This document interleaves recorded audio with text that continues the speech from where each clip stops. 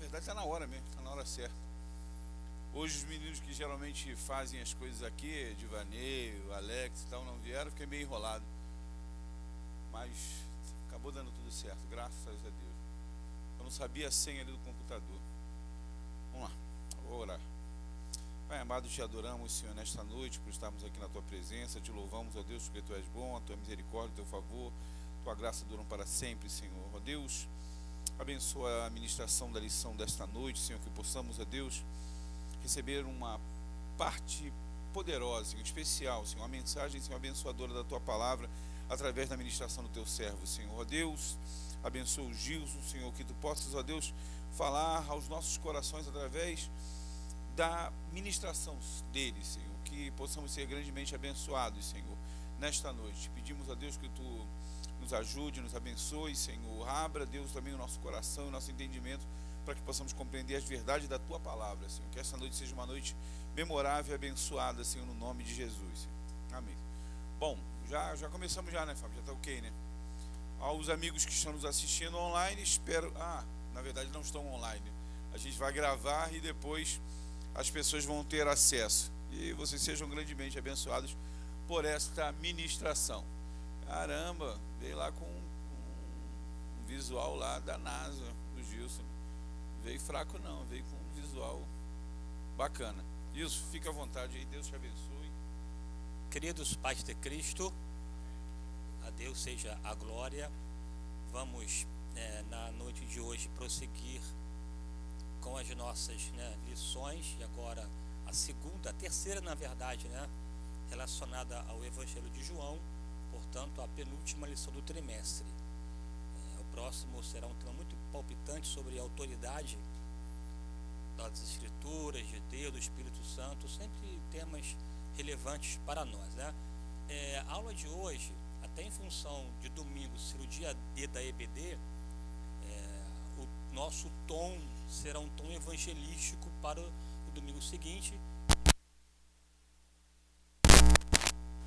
Transmitir esse propósito, essa abordagem evangelística no livro de João. O pastor Ronaldo pediu-me para trazer algumas sugestões para os professores, E aqui eu, como sou um bom servo, a melhor coisa é melhor obedecer do que sacrificar, não é isso? Então, antes de começar a aula, só aqui uma pequena sugestão, sugestões para a aula, É preciso entender que uma aula é, na verdade, uma ferramenta. Ela não é um fim em si mesma. Ela é um meio pelo qual, mediante o qual, alcança-se os objetivos propostos. Portanto, ela é uma ferramenta. E como qualquer ferramenta, o objetivo dela é facilitar o trabalho. Quando se usa uma ferramenta, o objetivo é potencializar, enriquecer, facilitar, tornar branda ou mais acessível uma atividade esta já com uma compreensão, um entendimento previamente estabelecido, Portanto, compreendendo uma aula enquanto uma ferramenta, você precisará atentar para essas três questões fundamentais. A primeira, saber usá-la. Qualquer ferramenta, ela tem em si o objetivo de facilitar. Todavia, quando não se há um conhecimento do uso correto da ferramenta, ela perde a sua valia, ela perde a sua importância e, às vezes, até se torna perigosa. O uso indevido de uma ferramenta, ao invés de trazer soluções, pode agravar certos problemas, Eu botei ali um texto bíblico de Eclesiastes 10:10, que diz que quando o ferro ou o machado está cego, será necessário utilizar mais força para poder utilizá-lo. O machado, ele só tem utilidade quando está devidamente amolado, E aí essa ideia desse manuseio, dessa utilização perfeita e correta, saber manejar bem a nossa ferramenta. E para poder manejá-la bem, é preciso atentar para duas questões. Primeiro, o planejamento, e a segunda questão, domínio do assunto. O planejamento é uma questão a priori secundária, até permitam-me esse trocadilho. Porque a primeira coisa para se elaborar uma boa aula é ter minimamente um domínio, né, um conhecimento, mesmo que panorâmico, sobre o assunto, para que você possa preparar uma boa aula. Não se tem como lecionar, dar uma aula sem conhecer, sem leitura, sem uma informação, mesmo que seja genérica. É bem verdade que quando você fala em conhecimento, conhecer o assunto, é aquele conhecimento realmente panorâmico, abrangente. E quando você vai estabelecer uma aula, você vai selecionar, adaptar os seus saberes sobre aquele assunto para então alcançar o objetivo proposto. Essa seleção, adaptação do conhecimento, do conteúdo para lecionar, você se reporta, portanto, ao planejamento. É importante ressaltar a distinção de planejamento de plano. Uma coisa é plano, outra coisa é planejamento. O planejamento é aquele aspecto mais filosófico, teórico, reflexivo, de análise, de pensar, de refletir. É aquela parte que você vai se debruçar sobre tudo que você tem, as suas ferramentas totais, seja materiais, ou seja, objetos, a parte concreta, ou seja, de recursos, de pessoas, tudo aquilo que você tem à disposição para preparar a sua aula. Então, quando você separa tudo, você vai estabelecer agora um caminho, um plano para utilizar as suas ferramentas, né? O seu material, ou tudo aquilo relacionado, o que está à disposição para você então estabelecer um caminho. Só para poder aqui ilustrar o que eu quero dizer, né? Você vai preparar uma aula, você precisaria, no caso aqui do assunto, bíblias, livros afins, né? Recurso aqui da aula, se tem projetor, se não tem, se tem internet ou não, e são recursos materiais que você tem para, a partir das informações, desses recursos, você então estabelecer um plano, né? Agora, só isso é importante? Não. É também importante estabelecer a abordagem, porque qualquer conteúdo você pode dar o tom que você quiser. Você pode enfocá-lo da maneira que você achar melhor, de acordo com as suas necessidades. Por exemplo, você lê Mateus, Marcos e Lucas. Aparentemente são similares, não, melhor, são similares, né? Parece que o novo convertido, quando lê Mateus, Marcos e Lucas, está repetindo a leitura. Ele não consegue enxergar as discrepâncias ou as diferenças. É verdade que existem semelhanças, mas também existem diferenças, né? Porque cada escritor, ele observou o que ele possuía à sua disposição, selecionou e adaptou aquilo que ele queria para focar ou para atingir o seu objetivo previamente proposto. Mateus, mostrar Jesus enquanto rei, enquanto Messias, enquanto rei, Marcos enquanto servo e Lucas enquanto homem perfeito. Essas foram, os objetivos dos escritores. Eles utilizaram o que eles possuíam, mas deram um tom, deram uma abordagem desses assuntos que eles possuíam por conta daquilo estabelecido previamente. Esse estabelecer a abordagem está muito ligado à ideia do método, né, que é o caminho pelo qual o indivíduo vai transcorrer. Claro, caminho, aí você pensa numa viagem que você fará. Qual o melhor caminho a trilhar, a traçar? Você vai a pé, vai de carro, vai de Uber, ou vai de ônibus. Tudo isso interfere na viagem. E a aula é uma viagem. É um percurso que você está desenvolvendo, que você parte de um lugar, mas o seu objetivo é chegar no ponto final. Aí você tem todas as variáveis que marcam uma viagem. E por fim, saber a sua finalidade. É fundamental que você estabeleça o seu propósito, objetivo. A flecha só tem razão de ser quando se estabelece o alvo a ser atingido. Quando você está munido de flechas, mas não tem um alvo estabelecido, elas perdem a sua relevância, porque o objetivo dela é atingir o alvo. Quando você lança uma flecha a esmo, no ermo, você vai pecar, porque pecar é exatamente isso, né? Errar o alvo. É aqui uma alusão a errar o objetivo. Então você precisa estabelecer o alvo, estabelecer a finalidade. Isso dito, bem rapidamente, vou aqui passar essa parte aqui que não precisa. Quando se fala em propósitos, ou alvos, ou abordagem, você pode dar o tom que você quiser à sua aula, o tom que você quiser. Assim como um sermão também, né, que é uma exposição, você pode dar o tom que você estabeleceu previamente. Então você pode elaborar uma aula com esse tom doutrinário, cujo objetivo maior é exatamente ter essa postura didática, pedagógica, instrutiva, que visa instruir o aluno, fazendo ver o significado de verdades bíblicas. Por exemplo, a aula que eu dei no ano passado na igreja, a minha proposta era exatamente naquele contexto doutrinária. O meu objetivo era somente fazer com que o ouvinte olhasse para Jesus enxergando enquanto Deus. Esse foi o meu tom, um tom extremamente doutrinário. Não estava preocupado com outra coisa. Essa foi a minha ideia, né? Você pode também preparar uma aula e dar esse tom devocional. Eu quero impingir, inculcar, intimar no meu aluno esse tom mais devocional, com caráter mais espiritual, de levá-lo a refletir e ter o desejo, o anseio de conhecer mais a Deus. Portanto, um tom extremamente devocional. Se ao final desta aula devocional, o aluno, ao sair, tiver no coração um desejo de conhecer mais a Deus, de servi-lo na beleza da sua santidade, o objetivo foi proposto. Agora, a nossa aula de hoje, ela teria um tom evangelístico. Claro que nós aqui já somos evangélicos, né? Portanto, não seria de bom tom focar aqui um tom evangelístico. Mas na semana que vem, o objetivo agora domingo, é dar a essa aula esse tom evangelístico. E quando se fala em tom evangelístico, é preciso destacar duas questões: demonstrar, comprovar, argumentar que o indivíduo sem Jesus está perdido, mas acompanhando essas argumentações, você também tem que mostrar o caminho para ele, que é a salvação. Então, qualquer mensagem, qualquer aula, sermão com caráter evangelístico, ele vai, a priori, convencer o indivíduo que ele precisa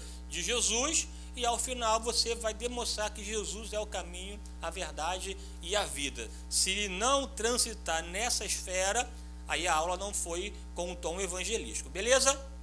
Dito isso, rapidinho aqui, pensando na aula de hoje. Até coloquei os objetivos: entender o poder que há nas declarações de Jesus, compreender a importância dessas declarações, aplicá-las, essas verdades, à dificuldade da vida, mas também reconhecer que sem ele, Jesus, estamos perdidos, uma vez que o tom é evangelístico. Beleza. Esse evangelho, o de João, ele foi escrito com duplo propósito. Primeiro, inequivocamente, ele tem um tom apologético, mas também ele tem uma proposta de produzir fé no coração daqueles que se deparam com esta obra. Porque o evangelho de João tem um caráter apologético. O que seria apologia? Defesa da fé. Quando você faz uma exposição das Escrituras com o intuito de defender a fé, de contra-argumentar, de demonstrar que o que você está pregando é a verdade, é a essência da verdade, portanto, uma postura de defesa, esse é um tom apologético. E isso acontece na história da igreja desde os primórdios. Os próprios apóstolos tiveram o tempo todo preocupados em defender a fé, porque a fé, ela é atacada. A Bíblia diz que nos últimos dias surgiriam doutrinas de demônios, e essas doutrinas buscam exatamente se contrapor àquilo que a Bíblia estabelece. Nós pautamos a nossa vida pela palavra de Deus. Amém ou não amém? Qualquer ideia contrária a esta não deve ocupar o nosso coração. A nossa mente, coração e vontade devem estar totalmente impregnadas da palavra de Deus.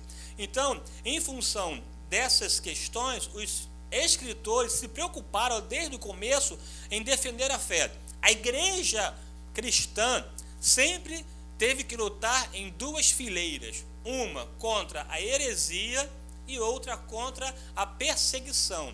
Contra a heresia levantaram-se defensores da fé, levantaram-se os chamados apologetas, homens que se preocuparam em contra-argumentar.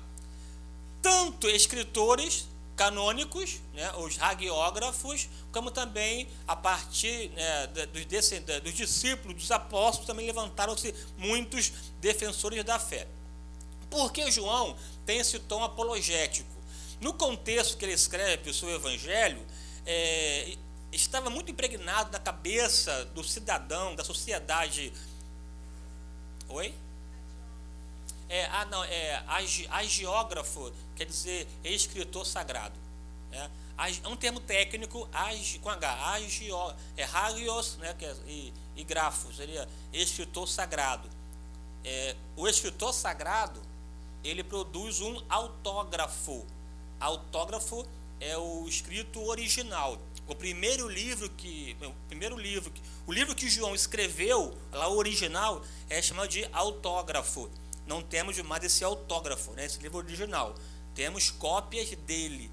Claro que é perfeitamente possível, plausível, ratificar, comprovar de forma científica que as cópias que nós temos são fidedignas ao original, ao imprimatur do original nas cópias. Aí seria uma outra abordagem, não vou aqui explicar para os irmãos, beleza?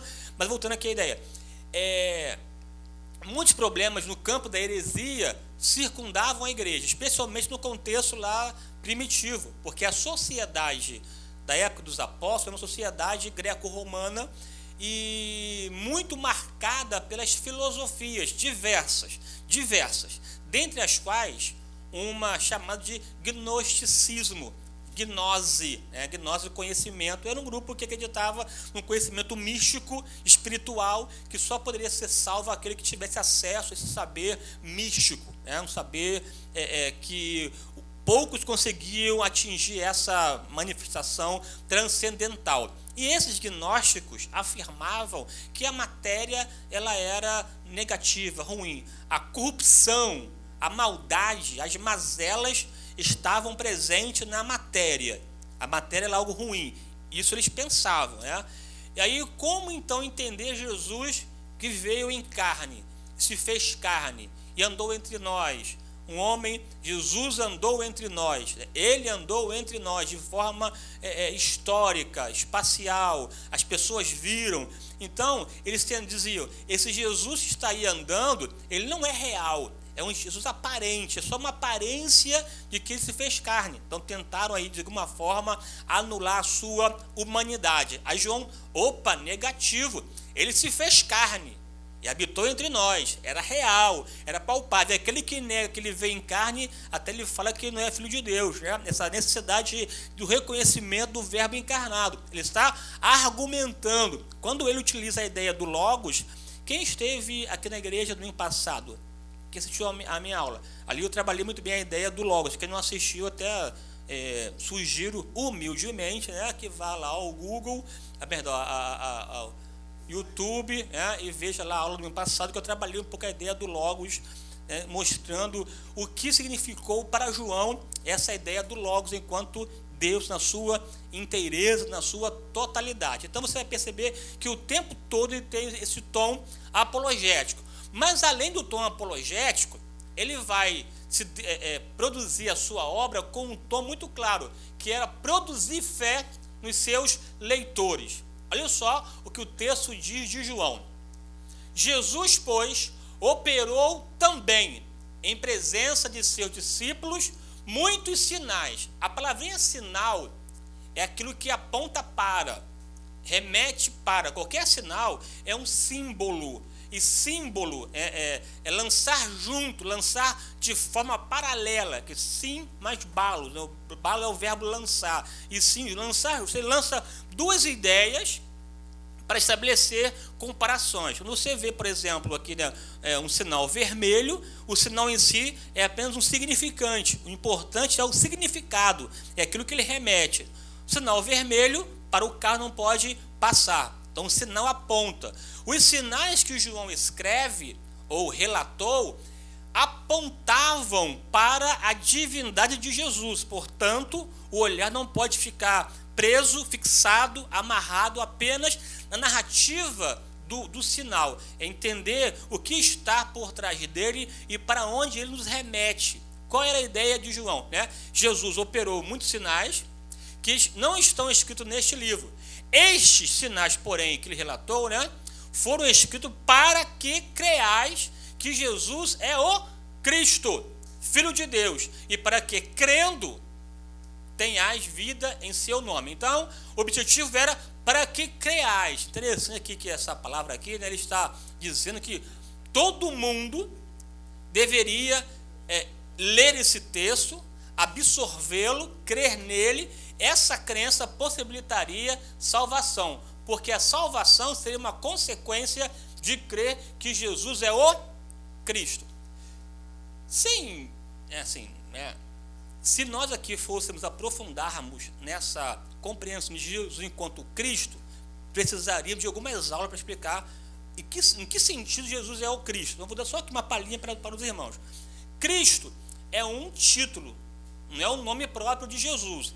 Ao longo da história da igreja, do cristianismo, tornou-se o sobrenome, Jesus Cristo. Mas, na verdade, é um título, Jesus o Cristo. Primeiro, Jesus. A palavra Jesus significa Salvador, porque ela vem do verbo salvar, né? Até lá no hebraico, Jesus, Jesus ou Yeshua, Yeshua lá no hebraico, esse Yeshua é o verbozinho lá, Yesha, salvar, curar, libertar, livramento, salvação. E quando ele é chamado de Yeshua, ele é o Salvador, portanto ele é a salvação encarnada, ou, né, a pessoa da salvação, ou a salvação em pessoa, a própria pessoa, a salvação em pessoa transitando.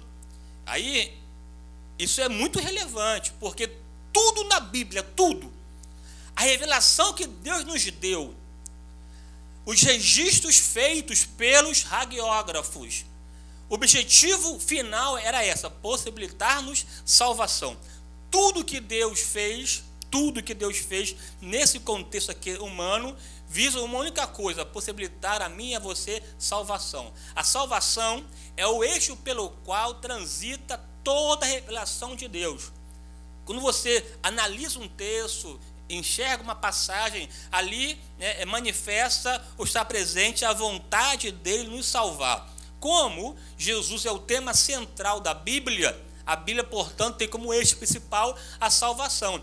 Jesus é central, a salvação é central. Se você pegar todo o Antigo Testamento, você poderia simplificá-lo na palavrinha preparação, porque através dele, dos livros do Antigo Testamento, o cenário é preparado para o seu advento, para a vinda de Jesus. Se Jesus tivesse surgido neste mundo sem o Antigo Testamento, não entenderíamos a razão pela qual ocorreu a sua encarnação. O Antigo Testamento preparou o proscênio no qual Jesus atuou com maestria e com excelência. Os evangelhos, na verdade, eles são manifestação da salvação. O verbo se fez carne. Portanto, os 4 evangelhos descrevem a manifestação de Jesus, porque a luz raiou nas trevas, né? Aí está toda uma descrição sobre essa questão da sua manifestação. Atos dos Apóstolos, ele é a explanação da salvação encarnada, conquistada, consumada por Jesus.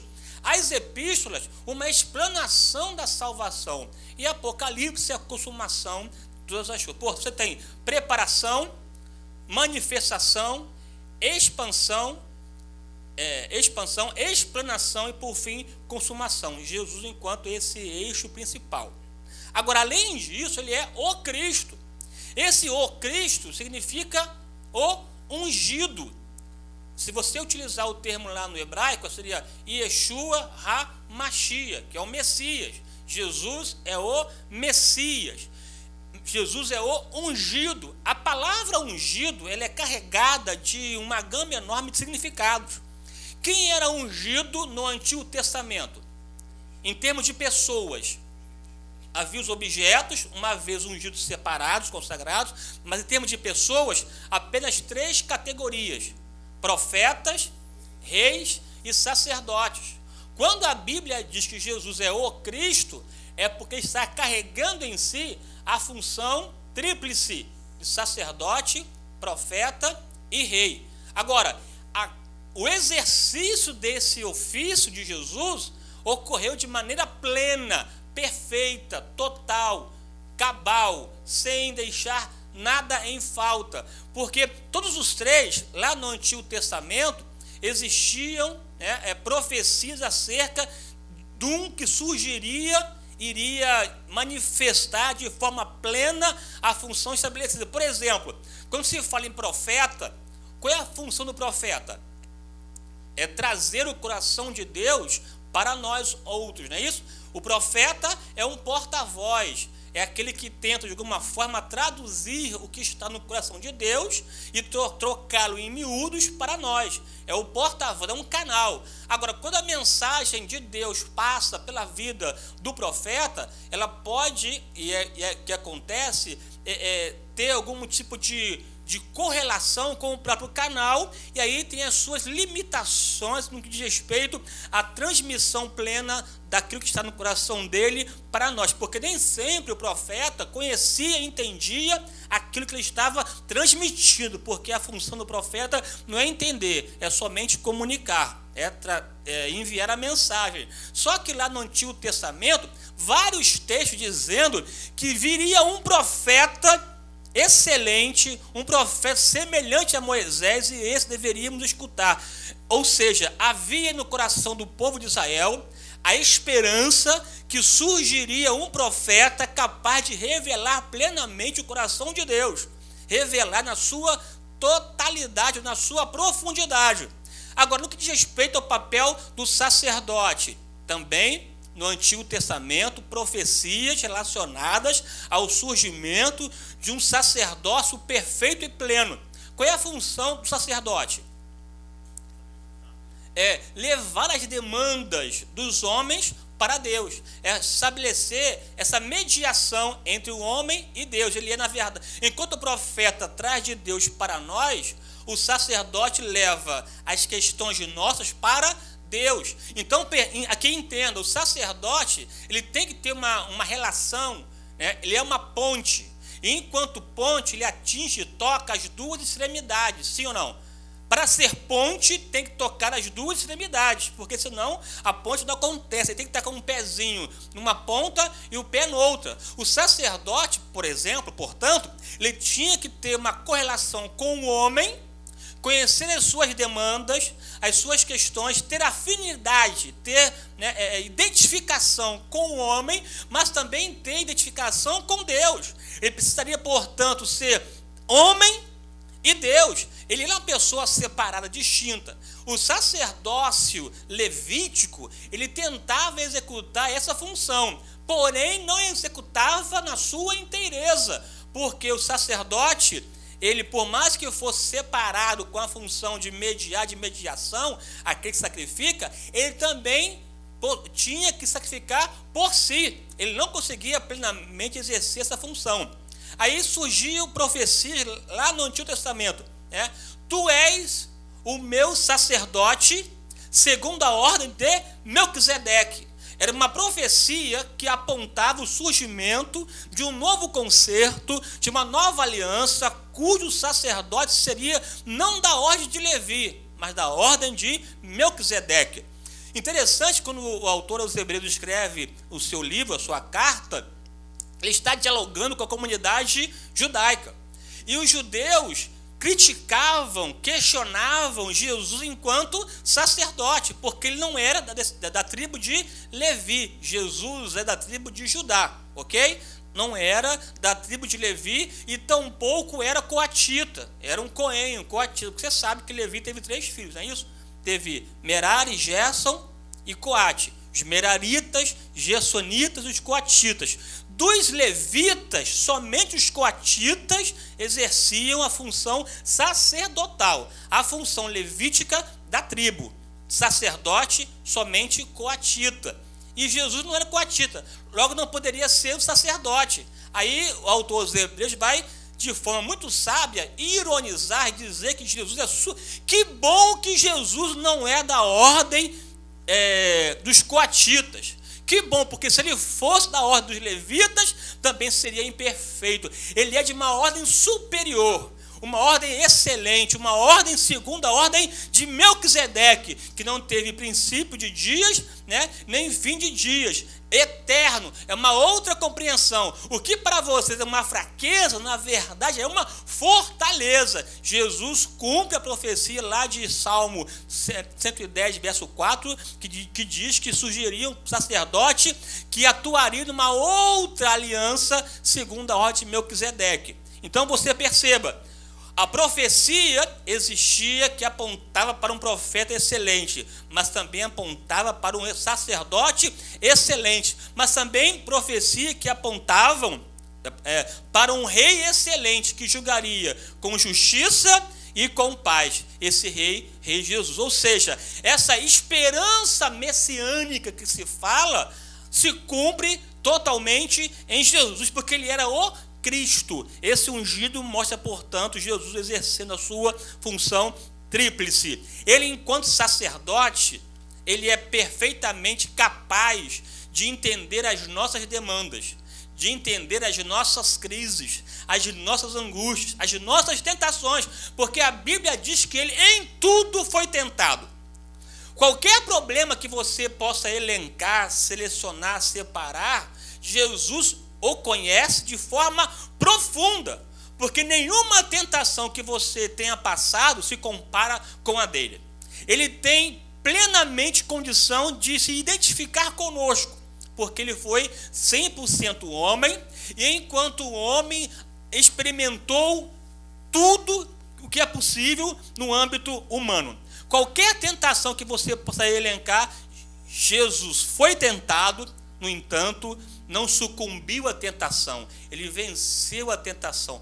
Inclusive, o próprio autor de Hebreus, ele exulta, ele faz da sua humanização, da sua humanidade, uma fortaleza, porque ele vai dizer que Jesus, enquanto homem, ele resgatou o homem ideal. O Salmo 2, que aos Hebreus recapitula e interpreta, mostra que na sua humanidade ele resgatou o aspecto do homem ideal, e enquanto o homem ideal pode perfeitamente interceder por nós diante de Deus, porque ele se fez carne.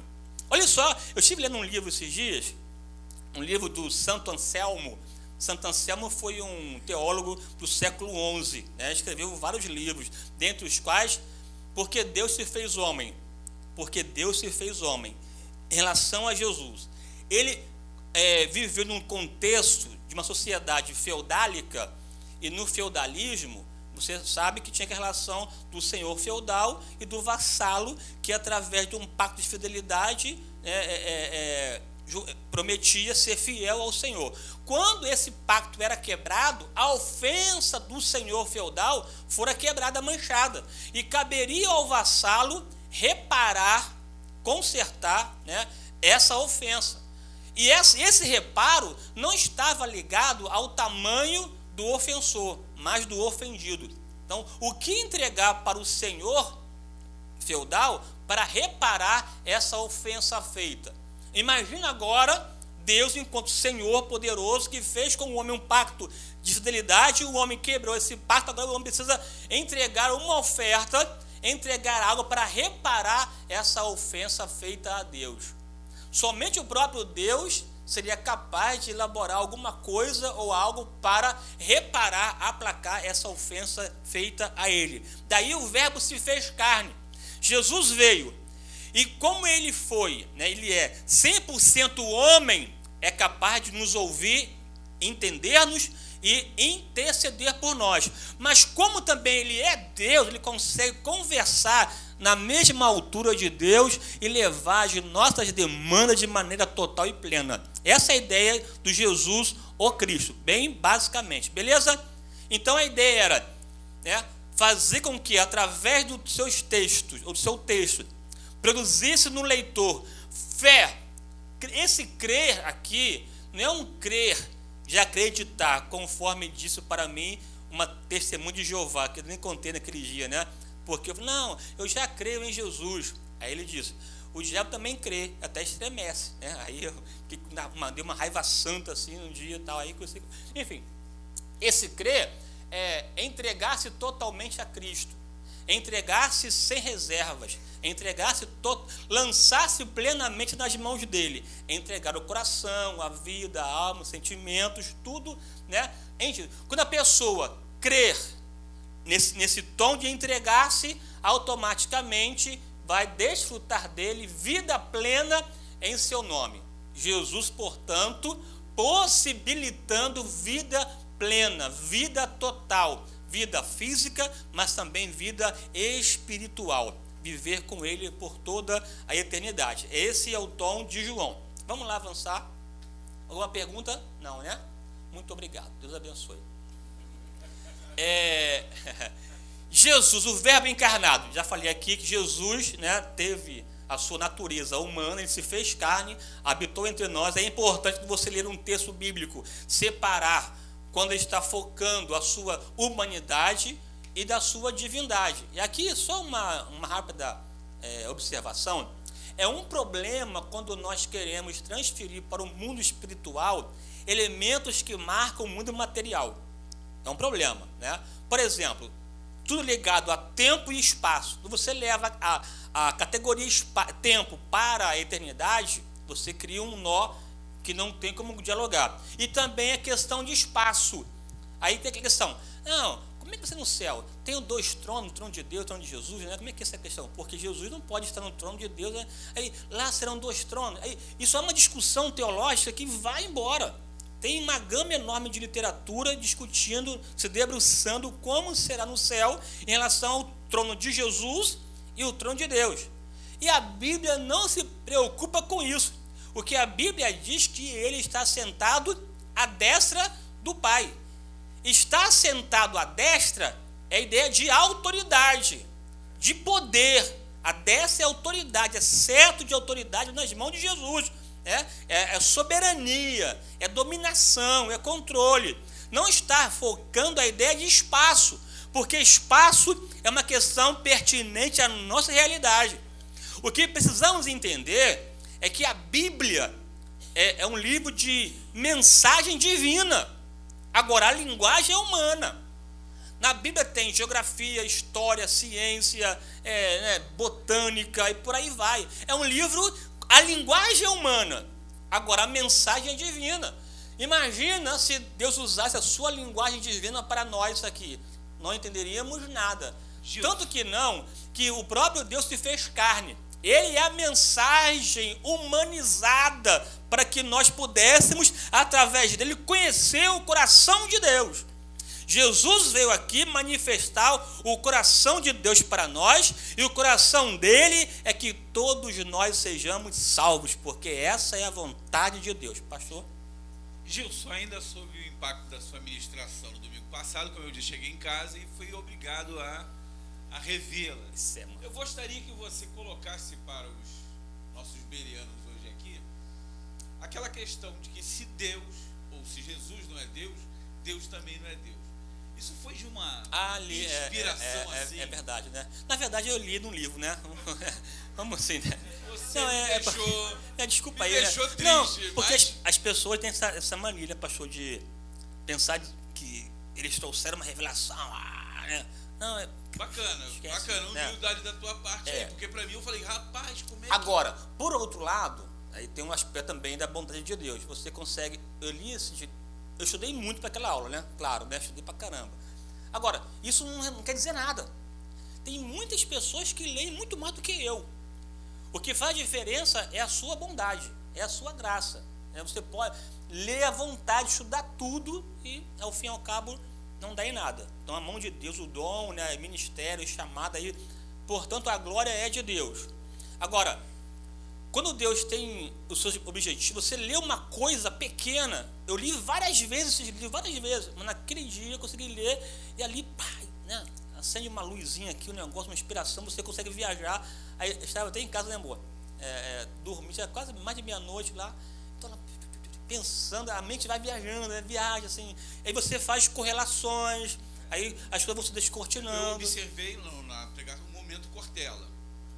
Claro, Cortella. Eu observei. Eu não dei o nome dele, mas falei que teve um vídeo e tal, né? Não quis. Fantástico. Não quis. É porque... Mas essa citação eu falei, rapaz... Agora, em relação ali, em relação ao que eu falei sobre Deus e tal, eu não sei. Primeiro, né? João o chama de Logos. Não vou aqui explicar de novo o que seria Logos, mas, grosso modo, a razão pela qual tudo existe. A razão de ser de tudo é o Logos. Se João dissesse que Jesus é somente o Logos, seria um problema, porque seria o ente criativo e daria um tom impessoal, um tom panteísta de Jesus. Só que ele afirma que esse Logos também é o Filho. Eu vou explicar aqui o que seria o Filho. Se fosse somente Filho, ele poderia ser um Filho criado. Mas quando ele afirma que Jesus é Logos e Filho, ele fecha a questão. Ele usa o termo Filho, só que afirma que esse Filho é Logos. Jesus, enquanto Logos, ele é a luz que radia criação, que radia existência. Enquanto Filho, ele é vida, e vida em abundância. Então, há uma completude em Jesus, Filho Logos, em Logos Filho. Aí eu coloquei na aula que não se poderia de forma alguma pensar em Jesus enquanto um Filho que passou a ser, que passou a existir. Esse princípio enquanto ponto de partida, porque se compreender Jesus enquanto primogênito, enquanto ponto de partida, isso significa dizer que houve um tempo que ele não era, logo ele não seria Deus totalmente. Então mexe com a divindade de Jesus, mas também mexe com a divindade do Pai, porque Deus, se não tinha Jesus, houve um tempo em que ele não era Pai. Jesus foi gerado, ele passou a ser Pai, e passar a ser é fraqueza, passar a ser porque não era. Se não era, logo não pode ser Deus, porque para ser Deus tem que ser o tempo inteiro, em todo o tempo. Aí tem a ideia de que... Falta tu revelar o livro agora. Não sei, não, inclusive vou comprá-lo e vou te dar esse livro. Tá? Aqui está filmado aí, gravado. Então, deixa eu aproveitar e fazer minha culpa. Eu estou devendo ao Gesiel também uma Bíblia que eu sou de comprar e ainda não te dei, Gesiel, mas não esqueci não. Deus fala para Moisés quando ele é pai e pergunta quem vai me ver, fala que eu sou. Isso aí que eu vou explicar aqui, esse ego em mim, né? Então, humano, Jesus, porque eu viajei aqui agora na maionese, né? Vamos lá, voltando aqui, tá? Né? Aqui, não, ele não se pode negar a sua humanidade. Aqui também é uma questão interessante, né? Porque conciliar divindade e humanidade de Jesus é uma questão realmente complexa para nós, porque nós aqui, acredito que a maioria, pelo menos, quase a totalidade dos irmãos, não tem dificuldade de compreender Jesus enquanto Deus. Para nós é fácil entendê-lo enquanto Deus, difícil é entendê-lo enquanto homem, porque o homem é fraqueza, debilidade, né? Vê-lo enquanto homem seria até uma ofensa, não? Ele é Deus. Só que no contexto primitivo era fácil reconhecê-lo enquanto homem, enquanto Deus foi se construindo, né? Essa compreensão, entendimento, tanto que João escreve esse evangelho já num tempo em que houve uma maturação do cristianismo. Então ele traz à baila essa ideia que corrobora com as ideias também paulinas, né? Paulo também trabalha muito essa ideia de enquanto Deus, né? Agora, ele enquanto homem, inclusive ele foi até acusado, né, de que ele dizia que era Deus, que era igual ao Pai. Como pode assim? Estão aqui conosco, seus irmãos, né? A sua mãe, Maria, José, seus irmãos e tal.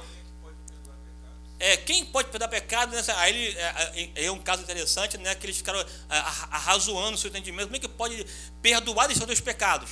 Aí ele percebeu e disse, né? Para que saibais que o Filho do Homem tem poder de perdoar pecados, disse ao paralítico: levanta-te, toma teu leito e anda, né? É importante, porque eles não entendiam essa dimensão de Jesus enquanto Deus. E lá na antiguidade primitiva, duas escolas importantes surgiram. Estou aqui até viajando, mas vamos lá, né? Tinha uma escola de Antioquia, uma escola famosa, onde Paulo foi enviado, enquanto missionário Paulo, Barnabé, onde os cristãos foram chamados primeiramente, a primeira vez de cristãos. Ali surgiu uma comunidade cristã poderosíssima. A igreja de Antioquia era poderosa. Atos 13, tinha profeta, profecia, tinha doutores, tinha mestre, uma igreja missionária, uma igreja muito poderosa, né, que conseguiu ser poderosa até o 2º século, depois se perdeu, né, até o 3º século, 4º século também, aí depois foi suplantada pela invasão bárbara, aí voltando para cá. Tinha lá Antioquia, e tinha uma outra escola no Egito, em Alexandria. Alexandria sempre foi um lugar, né, onde a sabedoria era divulgada. Tinha lá uma biblioteca poderosíssima, desde os tempos de Alexandre o Grande. Alexandria, uma escola forte, e também Antioquia. A Alexandria, por ser uma escola muito dada à influência filosófica, helenística, tudo buscava a essência, a deidade, a divindade. Então, os cristãos de Alexandria enxergavam Jesus enquanto Deus. Os cristãos de Antioquia eram mais levados a vê-lo enquanto homem, mas nenhum das duas negava a divindade. Havia discussão aqui até que ponto que era, que não era. Daí que surgiram vários problemas ligados à cristologia, ora homem, ora Deus, mas ao fim e ao cabo foi consagrado o que a Bíblia diz, que ele é 100% homem e 100% Deus. Quando alguém tira qualquer faceta da sua humanidade, isso interfere na salvação. Porque para poder nos salvar, ele teria que ser totalmente homem. Se qualquer coisa roubasse a sua humanidade, isso iria implicar na própria ideia de salvação, porque ele não poderia substituir-nos na morte enquanto homem. Agora, também precisava ser totalmente Deus, para poder fazer a ponte com Deus de maneira plena. Por isso que Paulo diz que na sua humanidade, corporalmente habitou nele a plenitude da divindade.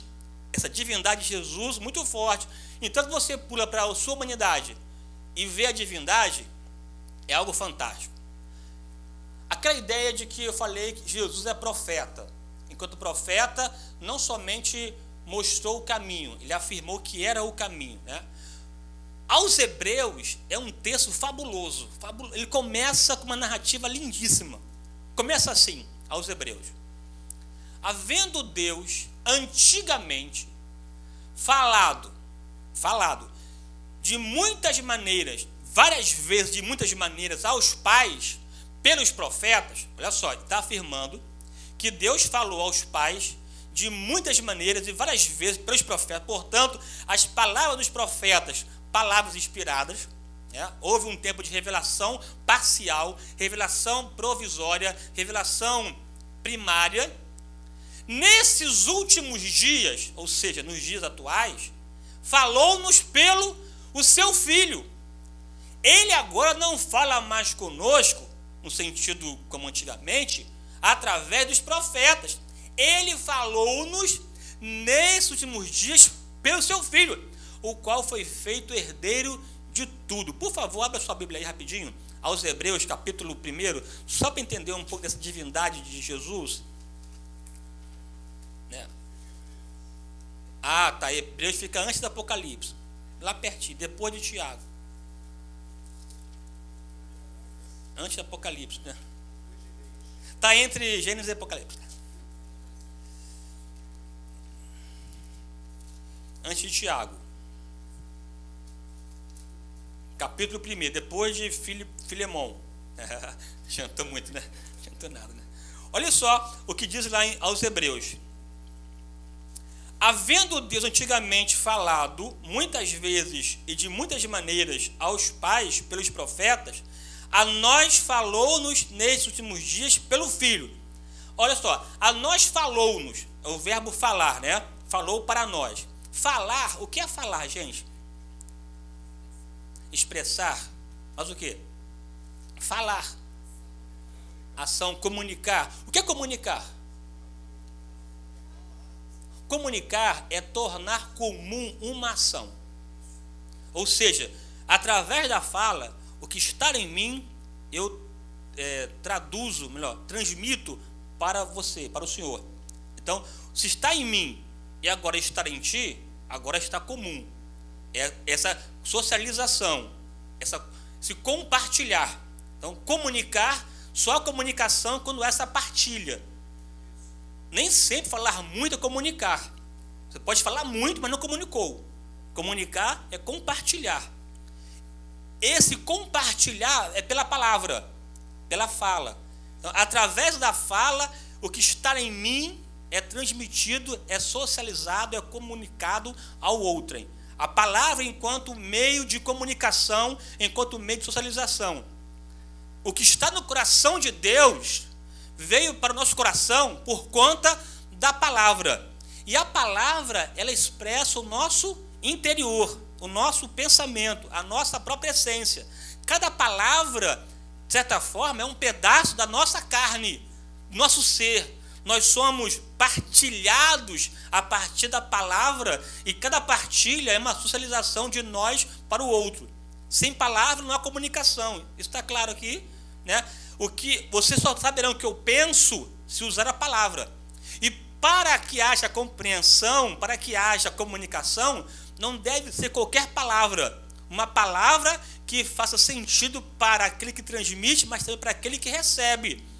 E para ampliar essa comunicação, o canal tem que ser pleno, perfeito, para que não haja nenhum tipo de ruído e que a mensagem transmitida não se perca durante a sua tramitação, a sua transmissão. Então, palavra revela o coração. Quando a Bíblia diz que Jesus é a palavra, é também a expressão da mente, do coração, da alma, do ser de Deus, sendo compartilhada a nós outros pela palavra viva que é Jesus. Isso aqui é fantástico, né? É simples, mas é objetivo, porque ele falou-nos agora pelo seu Filho. O seu Filho é a palavra de Deus para nós, de sorte que ele revela o seu coração para nós outros. Antigamente Deus falou através dos profetas, mas nesses últimos dias falou pelo o seu Filho. Que filho é esse? Olha só o que o texto diz. Versículo 2. A quem constituiu herdeiro de tudo, por quem fez também o mundo. O qual, olha só, sendo o resplendor da sua glória. O que é resplendor? O que reflete? Mas o que? Resplendor. Brilho, clarão, pode ser? Intensidade, luz forte, que resplandece, que mostra, que revela. Então, essa é o qual é o resplendor da sua grandeza. Você sabe o que é grandeza? O que é glória? Glória é grandeza. Aqui a gente não sabe o que é glória, né? Glória é grandeza. Rapidinho aqui. Ronaldinho, o fenômeno. Antes da Copa lá de 2002, ele foi, né, sofreu lá uma contusão, quebrou o joelho e tal, aquela crise toda, vai para a Copa, não vai, resumo da ópera, ele foi para a Copa, foi pentacampeão, não é isso? Foi artilheiro e tal, foi a glória de Ronaldinho. Quando a Bíblia diz a glória de Deus, né, imagina aí essa suntuosidade de Deus, que é indescritível para nós. Quando a Bíblia diz que os céus e a terra manifestam a sua glória, quer dizer que, né, e o firmamento, que é a mesma coisa, céus e terra, né, anuncia, revela, manifesta, desnuda, tira o véu da sua grandeza, é porque através da criação nós percebemos, mesmo que palidamente, a sua grandeza. E aqui diz que Jesus, enquanto verbo de Deus para nós, revela, vamos lá, diz aqui, né, o versículo 3, o qual, sendo o resplendor da sua glória, a expressa imagem da sua pessoa. Essa expressa imagem é expressão exata do seu ser. O que é uma imagem? Você olha para o espelho e vê refletido, de forma invertida, a sua imagem. E a Bíblia diz que a imagem de Deus está expressamente em Jesus. Ele é a expressão exata do seu ser. Olhar para ele é olhar para Deus. Quem vê a mim, vê o Pai. Como dizes tu, mostra-me o Pai. Aí continua aqui, rapidinho aqui, versículo 3, né? O qual, sendo o resplendor da sua glória, a expressa imagem da sua pessoa, e sustentando todas as coisas pela palavra do seu poder, havendo feito por si mesmo a purificação dos nossos pecados, assentou-se à destra da majestade, autoridade, poder, domínio, soberania, nas alturas, feito tanto mais excelente do que os anjos, quando herdou mais excelente nome do que eles. Aqui, olha só, Jesus é superior aos anjos. Verso 5. Por quê? Olha que interessante. Qual dos anjos disse jamais: tu és meu filho, hoje te gerei? Esse filho aqui tem a ver com vínculo com a natureza divina. Esse gerar não é começar. Esse gerar é gerar na eternidade. Portanto, não se aplica à temporalidade. Qual dos anjos? Enumera aí um anjo importante. Menciona aí qualquer um. Qualquer um. Miguel, Gabriel, enfim, né? Arcanjo, qualquer um. Enumere. Nenhum deles. Ele declarou: tu és meu filho, hoje te gerei. Enquanto, olha só, e quando outra vez introduz no mundo, o primogênito diz: e todos os anjos de Deus o adorem. Então perceba aqui, ele está colocando Jesus acima dos anjos. Que os anjos de Deus, o que eles fazem? Adoram a Jesus, adoram o primogênito. Esse primogênito aqui, expliquei na aula passada, esse protótokos, né? Esse primogênito significa aquele que detém, que possui supremacia, preeminência, posição superior sobre tudo e todos, de sorte que a ele cabe somente a adoração. Inclusive os próprios anjos de Deus o adoram. Olha só, diz mais. E quanto aos anjos, coitado dos anjos, né? Diz: o que de seus anjos faz ventos, e de seus ministros labaredas de fogo. Mas do filho diz, olha só: ó Deus, o teu trono subsiste pelos séculos dos séculos. Ó Deus, o teu trono é eterno, porque a eternidade faz parte da sua natureza e da sua substância. De sorte que o trono de Deus não irá sucumbir, ele permanece de maneira eterna, ele é rei na sua totalidade, majestade e supremacia. O Deus, o teu trono subsiste pelos séculos dos séculos. Cetro de justiça e equidade é o centro do seu reino. Amaste a justiça, aborreceste a iniquidade, por isso Deus, o teu Deus, te ungiu com óleo de alegria, mais do que os teus companheiros. E tu, Senhor, no princípio, fundaste a terra e os céus e tal. Aí começa uma descrição enorme da sua permanência, da sua suntuosidade. Esse Deus, Jesus, que revelou o seu coração, mostrou que Deus era, e que Deus é. Agora, é interessante aqui, se a palavra de Deus dita a nós pelos anjos teve consequência sobre aqueles que a ignoraram, que dirá sobre agora a palavra dita de Deus para nós mediante Jesus. Olha só o versículo 1 do capítulo 2, rapidinho. Portanto, convém-nos atentar, observar, estar atento, né? Estar antenado, convém-nos atentar com mais diligência, de forma acurada, cuidadosa, né? Até temerosa, para as coisas que já temos ouvido, para que em tempo algum nos desviemos dela. Se a grandeza de Deus em Cristo foi a nós revelada, cabe a nós abraçá-la, permanecer de maneira inabalável e seguir. Por quê? Verso 2.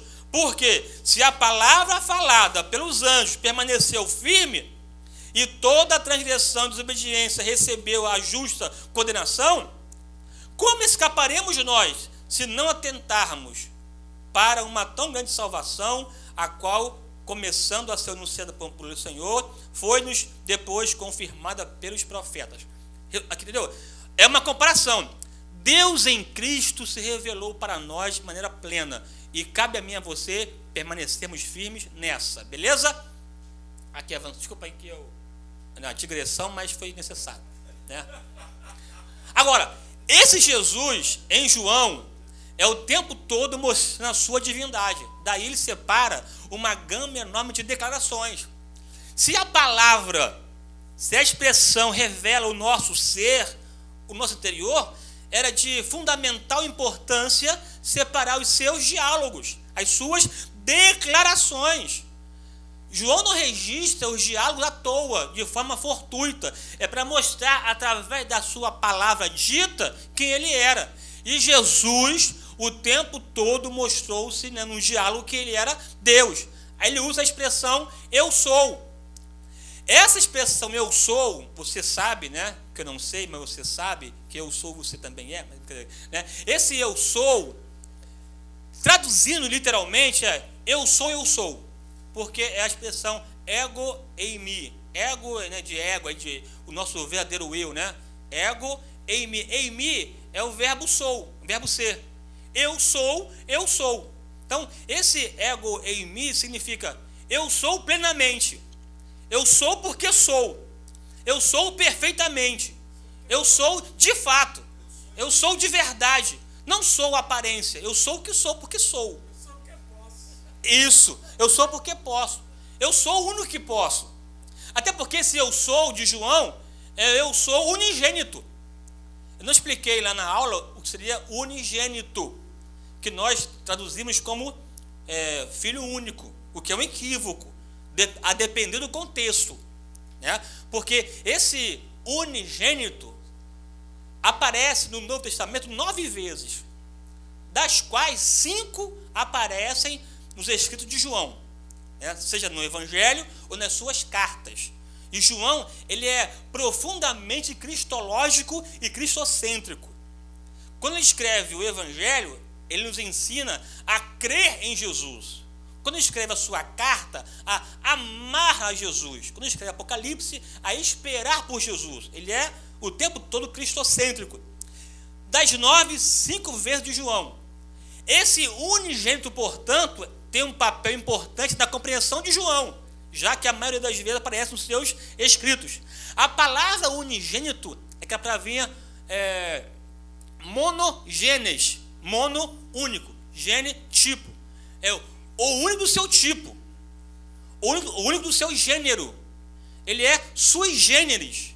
Ele é o único do seu tipo, ou o único do seu gênero. Nada é similar ou parecido com ele. Ele é do tipo único. Que tipo é esse de Jesus? Tipo de Deus.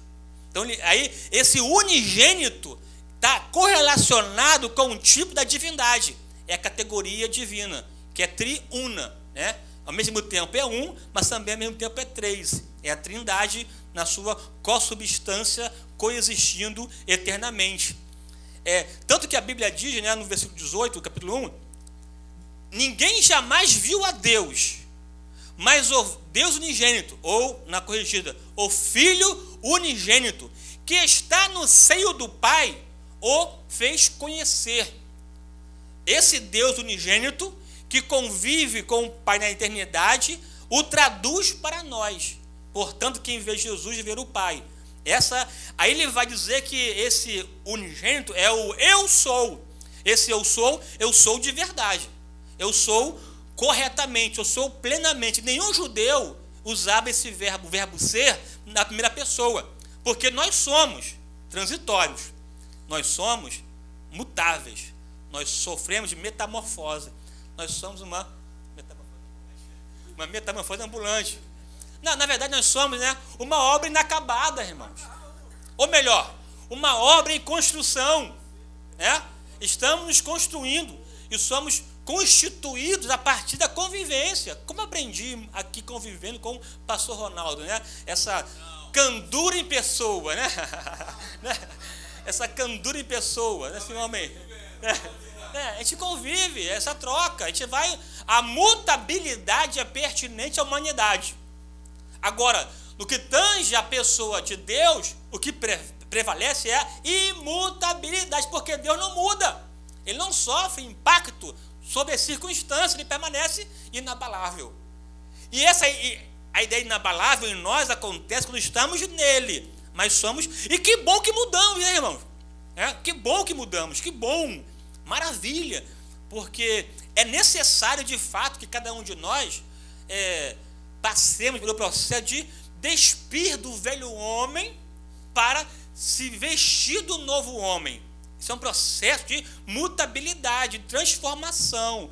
E Deus deseja, de fato, que cada um de nós cresçamos, porque a verdade liberta. E conhecereis a verdade, e a verdade vos libertará. Esse conhecimento acerca da verdade que é Cristo é contínuo e constante. É muito danoso para nós, por exemplo, a pessoa está 20 anos na igreja e continua a mesma pessoa, não mudou nada, né? Aí confunde transformação para melhor com conservadorismo doentio, é outra coisa. Nas coisas fundamentais, unidade. Nas não fundamentais, liberdade. E em tudo, amor. Mas é preciso que experimentemos transformações, é preciso que haja em nós maturescência. É o processo de amadurecer, de avançar. Não agir como menino.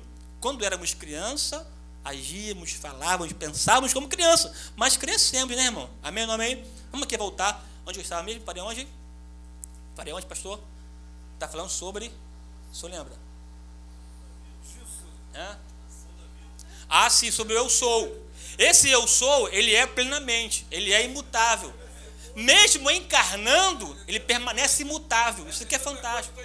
Agora, esse eu sou, que o judeu não utilizava, porque esse eu sou é ser plenamente, ser totalmente, ser constantemente, somente para Deus. É uma correlação direta com o eu sou lá do Antigo Testamento, que é o tetragrama sagrado, né? É o Jeová, que é o Javé, ou Iavé, é o Yod, Re, Vav, Re. É o tetragrama sagrado, é o nome de Deus. Moisés perguntou, né? Eu vou até Moisés, vou dizer que eu vou em nome de quem? Vai lá que eu sou, vos enviou, não é isso? Como é que é o texto lá? Lá?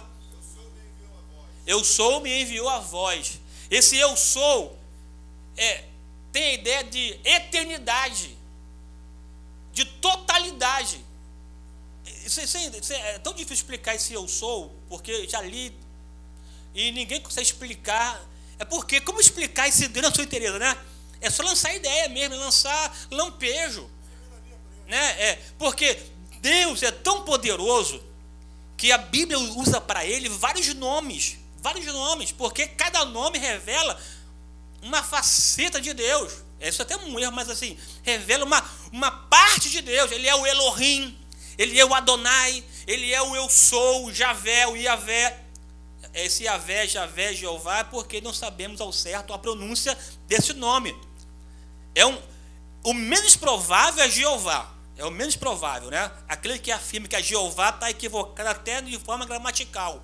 Porque o mais provável seria Iavé. É mais provável. Mas aí tem Javé.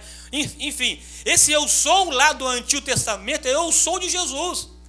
Quando afirma que eu sou, pode acreditar que é verdade. Ele não está mentindo, porque nele não há mentira. Nele só há verdade, porque ele é a verdade.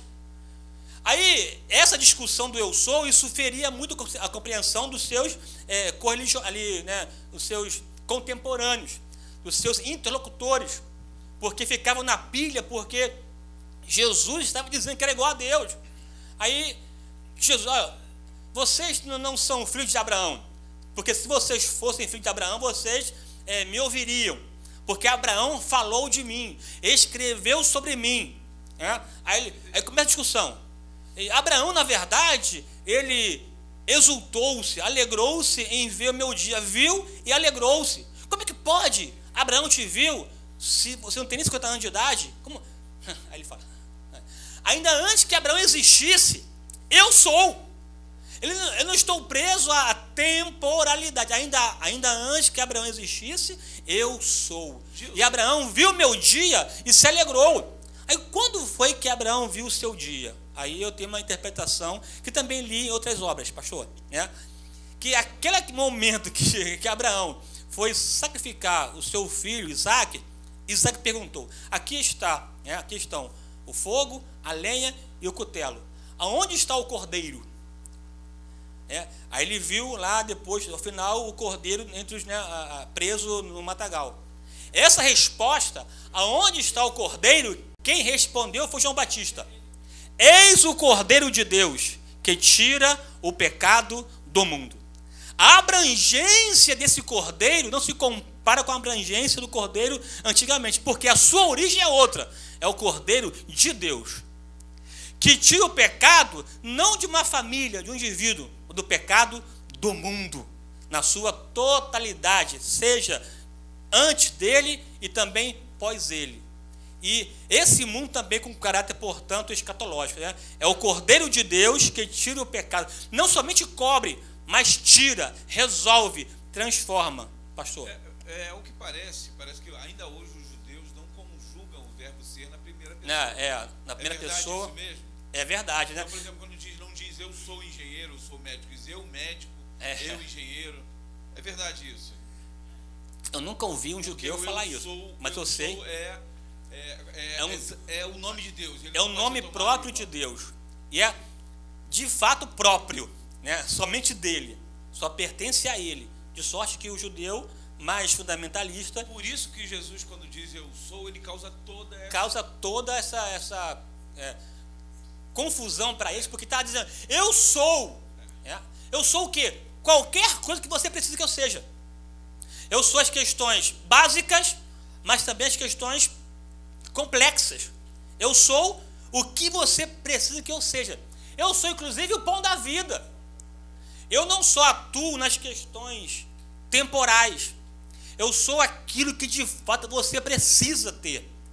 Porque esse pão, aí tem a ver com a ideia da comida.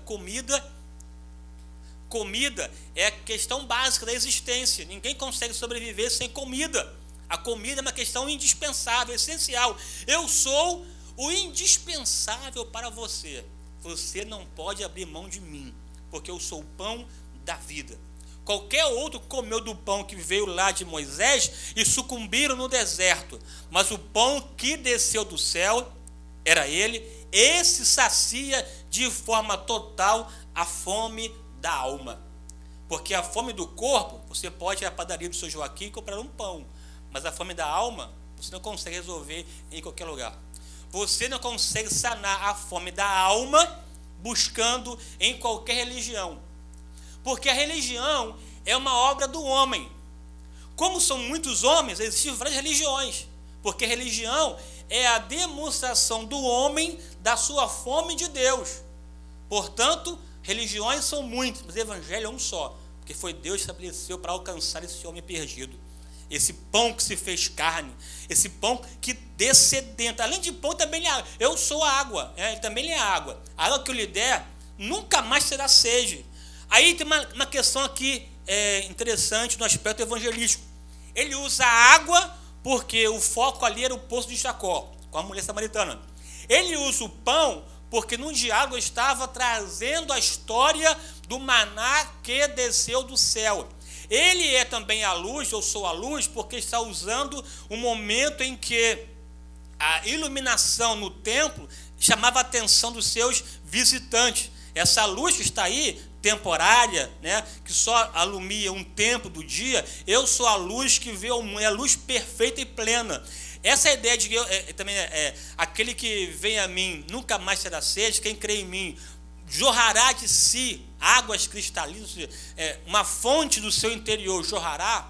Essa ideia é uma alusão também que está fazendo da adoração, da gratidão que o judeu fazia durante aquela festa em relação à água do ano. Então, 7 dias ou 8, 7 dias eles celebravam a água que Deus concedia ao longo do tempo.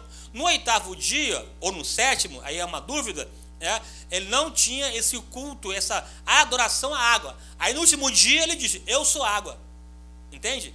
Eu sou água verdadeira. Quem vem a mim, quem crer em mim, nascerá uma fonte que jorrará para a vida eterna. Essa água que vocês aí agradecem, não se compara com a água que eu posso proporcionar. Ele usa elementos que estão ali em pauta para poder transmitir a mensagem. Portanto, ele está o tempo todo querendo evangelizar.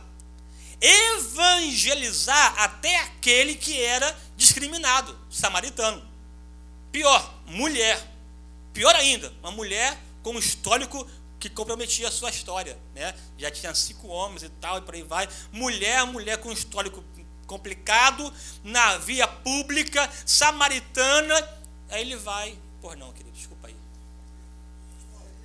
Já. É só um comentário que acerca lá da pergunta, lá na questão dos fariseus para Jesus. Como é que você pode perdoar pecado? Que só Deus pode perdoar. E quando Jesus ele faz aquela ação, ele diz: o que é mais fácil dizer? Fazer? Dizer, eles estão perdoando teus pecados ou te levanta e anda? E Jesus ele estava respondendo à altura daquilo que eles estavam falando ali. Porque para aquela época, na concepção deles, o pecado, e ainda hoje também, o pecado estava associado às enfermidades. Tanto que muitas vezes as pessoas perguntavam: quem foi que pecou? Foi esse ou foi o pai dele? Então Jesus mostrou para eles que a autoridade do Pai de Deus estava sobre ele naquele momento, e falei assim: o que é mais fácil dizer? Estão perdoados seus pecados ou levanta e anda? Ele falou: pronto, levanta e anda. Então, se não tinha mais o pecado naquele homem, ele podia levantar e andar, porque Jesus mostrou que realmente ele tinha essa autoridade do Pai sobre ele, que ele era quem tinha essa... Maravilha, maravilha. Não, é de suma importância nos depararmos com a luz que de ti irradia. Não, é só que eu fiquei falando para ele que ele estava assim: como é que fala então que é engenheiro? Eu falei: não é eu sou engenheiro, eu estou engenheiro. É o verbo né? estar. Eu estava profissional, daqui a pouco eu estou dona de casa, daqui a pouco eu estou outra coisa. Que né? o verbo estar é acidente, né? Não é, o verbo ser é inerente, o verbo estar é acidente. Porque você estar, você poderá não estar mais, né? Eu, por exemplo, brincar aqui, né? Que eu estou careca, né? Achei que eu sou mesmo, né? Achei que eu sou, né? Não sei, né? Mas é porque não era, né? Assim, então agora eu estou, né? Eu estou, porque pode mudar. A ideia de acidental, de acidente, é aquilo que não marca a essência das coisas. Já o verbo ser tem a ver com a inerência, que é pertencente, não pode negar isso. Pastor, né? 2 coisas. Uma coisa bem interessante que o senhor falou agora sobre Abraão, né? Jesus ter visto o dia de Abraão ter visto o dia de Jesus, na verdade. Ele viu, alegrou-se. Alegrou-se. Aí o senhor trouxe a menção aí do sacrifício de Isaac. Né? Mas aí é uma coisa de pregador, Eu né? achei bem interessante, porque acontece, no mesmo momento que o Abraão vai sacrificar Isaac, aparece o anjo do Senhor. E no Antigo Testamento tem essa ambiguidade de ser anjo ou próprio Cristo. Ali, cristofania. Por esse ser o próprio Cristo, na verdade, naquele dia, simbolizando a própria morte de Cristo no mesmo monte. Aí tem... afirmar. Geralmente quando fala do anjo, fala o anjo. Mas não fala um anjo. Em algumas passagens do Antigo Testamento, quando fala o anjo, inclusive quando na própria passagem de Moisés diz: esse anjo irá à frente e ele perdoará pecado. Então você fala exclusivamente de Cristo. Nesse caso, nunca se fez nenhuma referência a ser o próprio Jesus, porque é um artigo... Ali interessante é que ora fala... Mas também teve outros momentos de cristofania em relação a Abraão. Quando ele vai até destruir Sodoma e Gomorra, ele recebe a vida de 3 anjos. 2 vão e 1 fica, e esse que fica, né, ali, Cristo pré-encarnado, porque ele fala da primeira pessoa, né? E outra coisa... O anjo, né? Então pode ser. Cristo, né? Pode ser o próprio Cristo. Então, essa experiência com o Cristo pré-encarnado não foi outros termos. Vamos aqui avançar, porque são já 9 horas, vou terminar aqui. Só uma última coisa, essa questão do eu sou, é uma coisa que a minha concepção tem a ver muito com a identidade de Deus, né? O caráter de Deus. Quando ele fala o que poderia representar Deus, eu sou justiça, cura, bondade. Verdade, não, o nome revela a pessoa, verdade.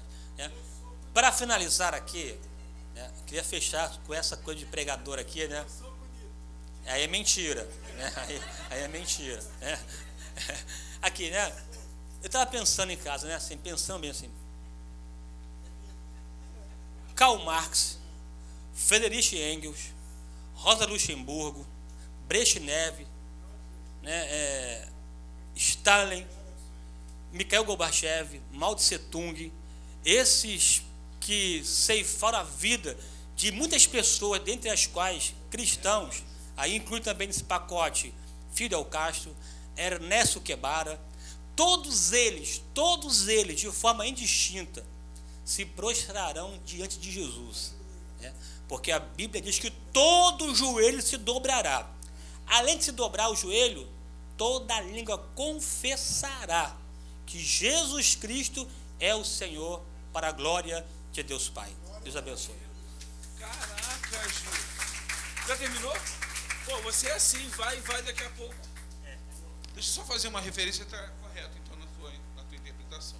Eu nunca realmente tinha pensado, eu nunca tinha visto ninguém aludir à ideia de que esse anjo que faz a intervenção poderia ser o próprio Cristo, né? Eu já vi em outras passagens. Mas, maravilha, é isso mesmo. Tá? Agora, se me chamou a atenção, eu fui lá no capítulo para poder verificar. Bom, só gostaria de perguntar aos irmãos se os irmãos estão felizes pela forma como o pastor Gilson Paulo apresentou, explicou, elucidou, mostrou, revelou, aclarou, explicitou, expôs, desnudou, clarificou, explanou e exibiu a mensagem esta noite. Ficaram felizes? Agora, eclipsado. Gostaria de usar a expressão obnubilado, que é semelhante a essa. Eu tenho que a mensagem foi cabalmente. Queridos, deixa eu só pedir aqui um favor aos irmãos aqui. Eu acho que é um momento interessante. Minha irmã que está aqui, eu esqueci de perguntar o nome dela. Irmã Sulamita. A irmã Sulamita, eu estava conversando com ela um pouco, né, durante o começo aqui da aula, que a irmã Sulamita está com um problema muito sério. A mãezinha dela está desenganada pelos médicos agora no UTI do hospital e está em Goiânia. E a minha irmã, eu creio que fez uma decisão sábia em vir na casa de Deus, que ela disse que eu vou ver se eu consigo pelo menos ela possibilitada de ir lá ver a sua mãe, por questões econômicas, né, financeiras. Falou, vou à casa de Deus para ver se eu consigo pelo menos por algum tempo, e eu tenho certeza que por algum tempo, de alguma maneira, a irmã se esqueceu pelo menos desse grande problema para que Deus pudesse falar no seu coração. Então eu queria só nessa noite pedir que nós oremos pela vida da irmã Sulamita. Eu fiquei muito sensibilizado, mas realmente eu não tenho como ajudá-la, e é uma situação complicada. Mas eu disse uma coisa, minha irmã, eu não sei como, mas Deus de alguma maneira vai confortar seu coração, ou vai dar uma solução para ir até lá, ou mesmo que se não for, não é? Deus recolher a sua mãezinha lá nos seus braços e confortá-la. Então é isso que a gente pretende fazer hoje aqui, orar para que Deus mostre a irmão o que vai fazer, ou da maneira como ele vai fazer. Uma coisa é certa, nem sempre Deus faz as coisas da maneira como a gente quer, mas que a maneira como ele faz sempre é melhor para a gente, isso eu não tenho nenhuma dúvida. Ok?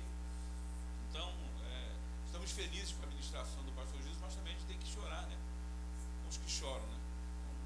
Vamos orar pela irmã Sulamita para que Deus console e quem sabe, até, né, pastor? Quem sabe, pastor? Pode dar resolver isso através, né? Fazer um milagre financeiro e ajudar, né, alguém. Pastor, por favor, quer fazer isso? Oração aqui.